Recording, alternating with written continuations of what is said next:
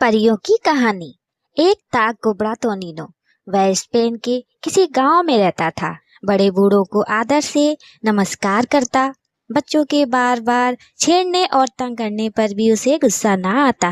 वह बच्चों को किस्से कहानियां सुनाता, ऐसे ऐसे चुटकुले सुनाता कि बच्चे हंसी से लोटपोट हो जाते। गांव में किसी के घर कोई समारोह होता तो टोनीनो को आग्रहपूर्वक बुलाया जाता। इसका कारण यह था कि टोनीनो बहुत अच्छा गाता था। उसकी आवाज मीठी और सुरीली थी। गांव के पास एक पहाड़ी थी।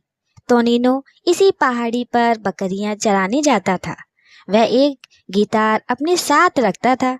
बकरियों को चरने के लिए छोड़ देता।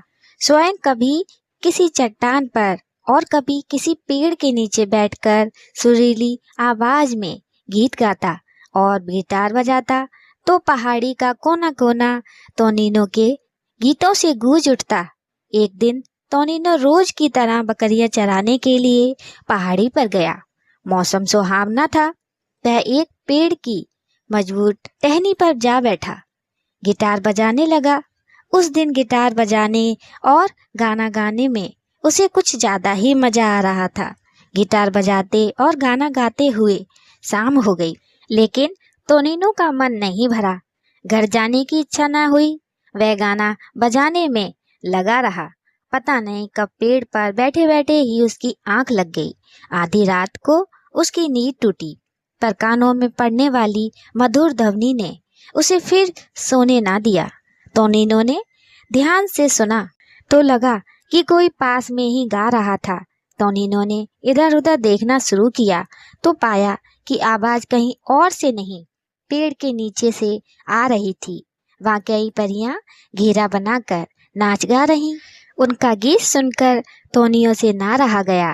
बोला, परियों, मेरा गीत तुम्हें अच्छा लगेगा? यह कहकर उसने गिटार बजाते हुए गाना शुरू कर दिया। परियों को टोनीनो का गाना बजाना बहुत अच्छा लगा। वे बेहद खुश हुईं और टोनीनो की आवाज में आवाज मिलाकर गाने लगी। सहसा एक परी बोली, आप कौन हैं और कहाँ छिपे हुए हैं? हमारे साथ मिलकर क्यों नहीं गाते? फिर सारी परियों ने मिलकर अनुरोध किया। टोनीनो परियों का अनुरोध ना ठुकरा सका। वह पेड़ से नीचे उतर आया और परियों के साथ नाचने गाने लगा। टोनीनो और परियों ने जी भरकर गाना गाया। परियों को सुबह होने से पहले अपने देश लौटना था, इसलिए सुबह होने से थोड़ी देर पहले परियों ने नाचना गाना बंद कर दिया। उन्होंने टोनीनो से कहा, आपके साथ हमारी आज की रात बहुत आनंद से बीती है। हम आपसे बहुत खुश हैं। आप कोई वरदान मांग लें। आप जो मांगेंगे उसे देने में हमें खुशी होगी। टोनीनो ने कुछ नहीं मांगा। उसने यही कहा कि उसे किसी वस्तु की जरूरत नहीं है। परियों ने कई बार वरदान मांगने को कहा, फिर भी टोनीनो ने हर बार एक ही उत्तर दिया, मेरे ऊपर प्रभु की अपार कृपा है। मैं अपने जीवन में किसी प्रकार का अभाव महसूस नहीं करता। अंत में परियां बोली, हमें अब जाना है, इसलिए जल्दी कीजिए। यदि आप कुछ नहीं मांगेंगे तो हमें दुख होगा। टोनीनो बोला, आप उदास ना हो। मैं नहीं चाहता कि आप यहाँ से दुखी मन से जाएं। आप वरदान ही देना चाहती हैं तो मेरा कुबड़ ठीक होने का वरदान दे दें। यह सुनते ही एक परी ने अपने हाथ टोनीनो के कुबड़ पर रख दिए। उसे कुछ ही देर तक दबाती रही, फिर अपनी सखियों के साथ आकाश में उड़ गईं। तभी टोनीनो को मुर्गी की बाग सुनाई दी। वह अपने घर की ओर रवाना हुआ। उसे यह देखकर बड़ा आश्चर्य हुआ कि अब वह बिल्कुल सीधा चल रहा था।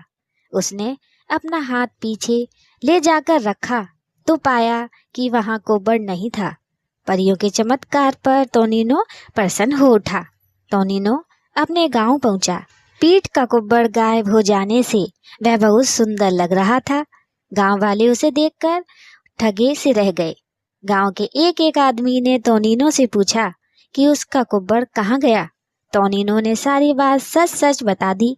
गांव वालों ने परियों को बहुत धन्यवाद दिया। टोनीनो का कुबड़ दूर हो जाने का समाचार पड़ोस के गांव में भी पहुंचा। वहां भी एक कुबड़ा नवयुवक रहता था। नाम था मुगेल। उसने सोचा कि टोनिनो से तुरंत मिलना चाहिए, हो सकता है कि उसका कुब्बड़ भी खत्म हो जाए। यह सोचकर वह टोनिनो के पास पहुंचा। टोनिनो बड़े प्रेम से मिला।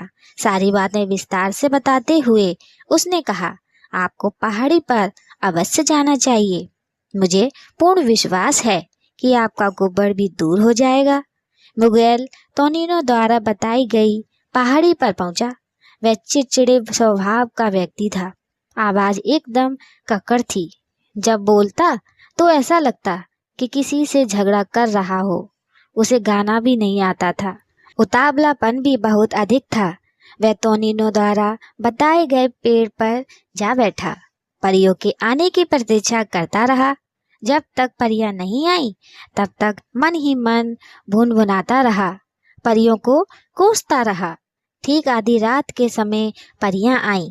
उन्होंने नाचना गाना शुरू किया। पेड़ से नीचे उतरकर परियों के साथ साथ मिगुएल भी गाने लगा। मिगुएल के कोए जैसी कक्कड़ आवाज सुन और उसे अपने सामने खड़ा देख परियां गुस्से से भर उठीं। वे आपस में कहने लगीं, यह हमारा मित्र नहीं हो सकता। परियों की बात सुन मिगुएल को गुस्सा आ गया। वह चीख कर बोला, हाँ हाँ, मैं भी तुम्हारा मित्र नहीं बनना चाहता। मुझे तो अपना कुब्बड़ ठीक कराना है, उसी तरह जैसे टोनिनो का हुआ है। क्या तुम्हें टोनिनो की तरह गाना आता है? एक परी ने पूछा। मेरा गला टोनिनो से मीठा है। उसमें ऐसी क्या बात है जो तुम उसकी तारीफ कर रही हो? मैं उससे नफरत करता हूँ। मिगुएल ने कहा। इतना सुनते ही परियां आग बबूला हो उठी। सबने मिलकर मिगुएल को पकड़ा और पहाड़ी से लुढ़का दिया। वह फिसलता हुआ नीचे जा गिरा और बेहोश हो गया। जब मिगुएल को होश आया तो दिन निकल आया था। उसका सारा बदन टीस रहा था। वह जैसे तैसे उठा तो उसने टोनिनो को अपनी ओर आते देखा। उसे देखते ही मिगुएल रो पड़ा। उसने टोनिनो को रात की पूरी घटना बता दी। टोनिनो उसे सहारा देकर अपने घर ले आया। उसके बदन पर दवा लगाई, फिर बोला, अब कुछ दिन तुम मेरे पास रहो, ठीक हो जाओ तो चले जाना। टोनिनो का व्यवहार देखकर मिगुएल की आंखों में आंसू आ गए। उसने कहा, दोस्त, मुझे अपने बुरे व्यवहार का दंड मिला है। मैंने परियों के सामने तुम्हें बुरा भला कहा था। मैं तुमसे माफी मांगता हूँ। टोनिनो ने मिगुएल की पीठ थपथपाई और बोला, दोस्त, जो हुआ उसे भूल जाओ। परियां दूसरों की भलाई करती हैं, वह अच्छी होती हैं। हाँ, लालची आदमी उन्हें बुरा लगता है। अब मेरा कुब्बड़ कैसे ठीक होगा? परियां मुझे कैसे क्षमा करेंगी? कहता हुआ मिगुएल रोने लगा। मित्र की दशा देखकर टोनिनो की आंखें भी भीग गईं, लेकिन अब कुछ नहीं हो सकता था। दोस्तों, कहानी कैसी लगी कमेंट में बताइएगा। लाइक सब्सक्राइब शेयर भी कीजिएगा हमारी अगली कहानी के लिए। जय श्री राधे।